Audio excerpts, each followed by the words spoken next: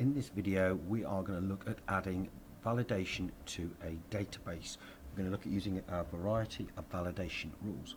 Remember, validation is the process of creating a set of rules which will control what can or cannot be entered into your database's data.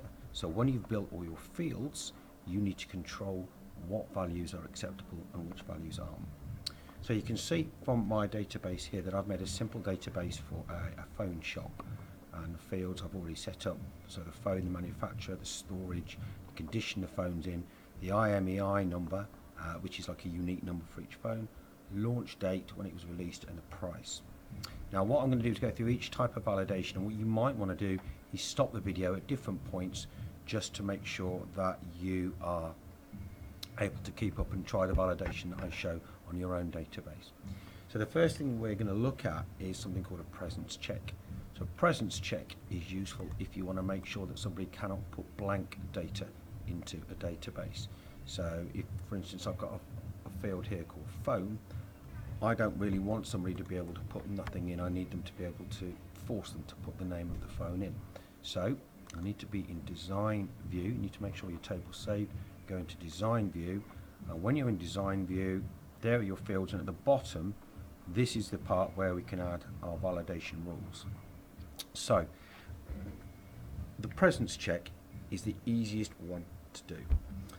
If you notice here at the bottom in my field properties, let's just choose phone for the moment. Phone is short text. It's a short text field, and it says at the bottom required, no, allow zero length, yes. So it means it's not required, and I can just enter nothing if I want to. So what I'm going to do is change that. I'm going to just click on here, and it gives me an option to go to yes. So now it is required, and zero length, the option is now no. So I cannot put blank data into that field now. It will make me put something. I can also determine how big the field has to be as well, how much data has to go into it. So let's just save that, click the save icon. I'll tell you the rules have changed. I'll tell you that some data might not meet the rules.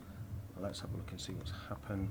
So if I for instance delete phone, it tells me now you must enter a value in phone shop, so I can't have a blank value. So let's put iPhone 6 back again. Whatever it was, iPhone 6, no, it was iPhone 5S, wasn't it? So there we go. Now what I can also do, once I've set presence check, that's a presence check. You might want to pause the video now and go and add a presence check to the fields where you think you need that in your own database. The next thing I might want to do is actually control the length of the data that's entered, so how long a piece of data might be. So if we just look at the data in my database again, this is the IMEI field, and an IMEI number is always 15 characters long. It's not 14 or 16, it's always 15 characters long. So I want to really be able to set something up to control and make sure that that's 15 characters every time. So again, I go back into design view because I'm changing the structure of the database itself. Click on the right field, IMEI, and then what I want to do is go down to here. I've got the validation rule, and I can use a rule called len, which is to do with, which means length. So as you see, as I've typed it, it's popped up with that for me. It knows what I want to do. So I put len, put some round brackets, and then it wants me to put a string in. So I put a square bracket. The brackets bit is the tricky bit. I put the name of the field, IMEI, square bracket, close the bracket again, and I want the length to be 15, so just put equal 15. And that has now set a rule to mean the length of that field has to be 15. If you notice here, I'd actually already set the length to be 15 characters, but that would have meant a maximum. So you could have typed in 4 characters and it would have worked. This actually sets it to be 15 characters. So let's go back and see if that works. I go back into, let's save it. Yes, and then violates the rules, so I go back into datasheet view. So here's a field with some characters in. If I put 1, 2, 3, 4, 5, see, it doesn't let me put 5 characters in. it wants 15. So let's try and put 16 in. 1, 2, 3, 4, 5, 6, 7, 8, 9, 10, 12, 13, 14, 15, 16. It actually doesn't physically let me do that. It makes me put 15 in. So now we've controlled the length of the amount of data we can put in, and we've controlled whether it has to be put in or not with the presence check. So another useful piece of validation to do is on fields like the condition field. You can see there's a range of values with people have typed in there excellent, good, excellent, immaculate, acceptable. And I've had to type those values in, and it would be much quicker and reduce the errors if I could just provide a drop-down list with that information. So again, I'm going back to design view, and I'm going to create a drop-down list with the options that I want. And that means that each time the user just has to click on the option and they can choose from the list. So I go back into design view, and condition is here. So I go short text, and I'm going to change that from short text to lookup wizard. And then this box pops up here, and I've got the option, this second one, I will type in the values I want.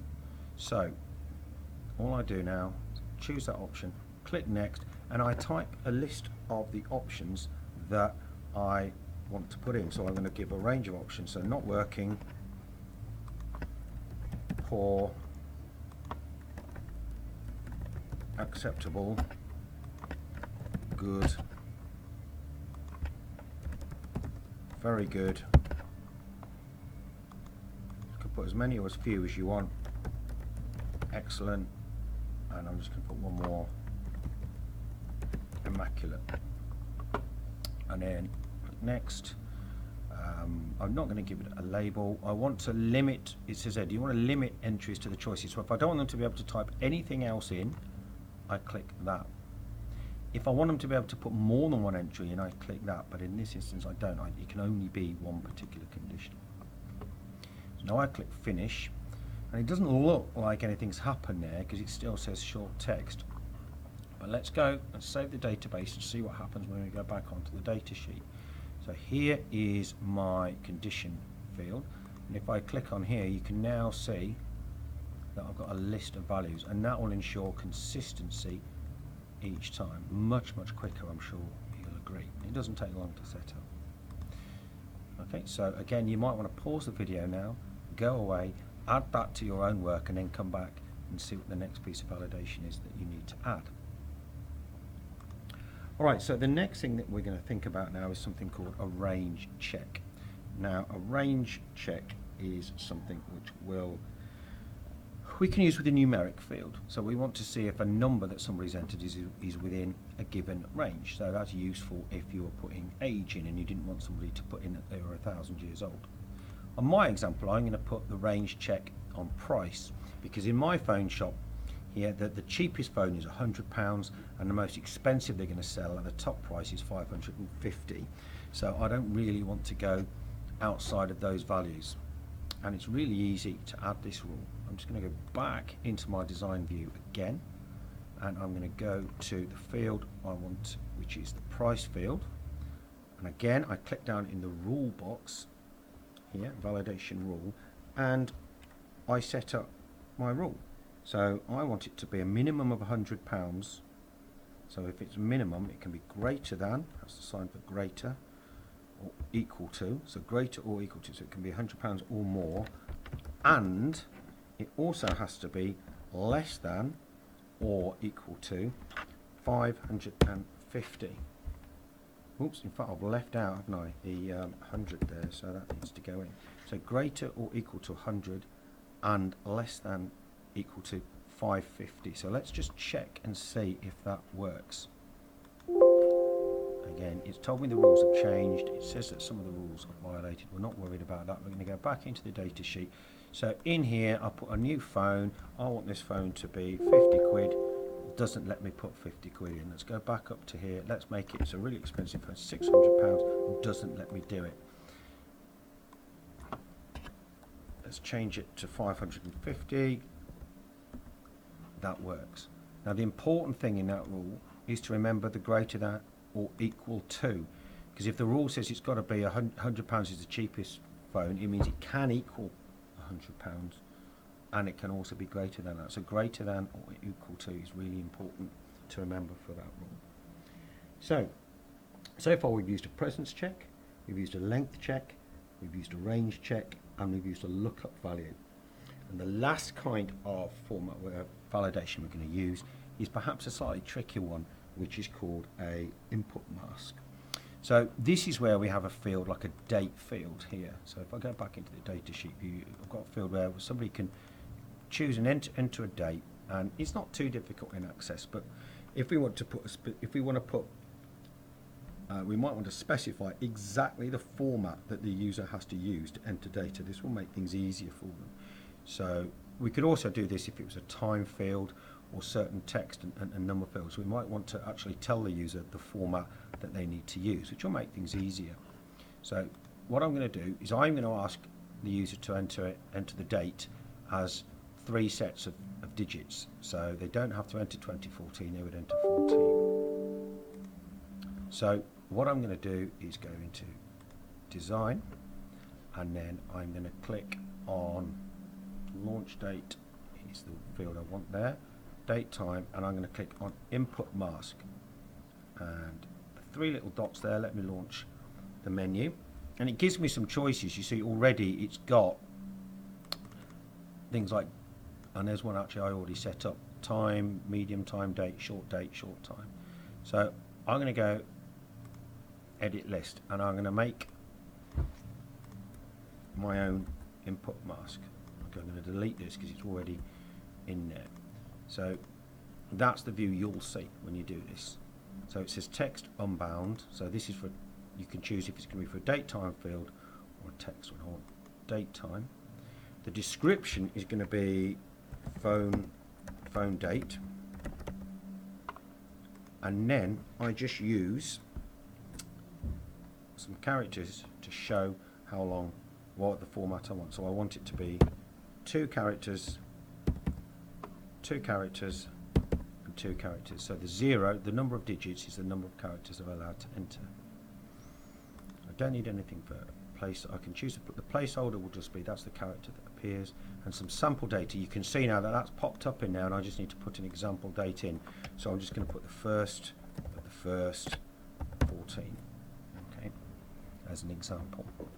And then if I close that, and now you can see phone date is in there as an option, so I can choose that one, and I don't need to change it.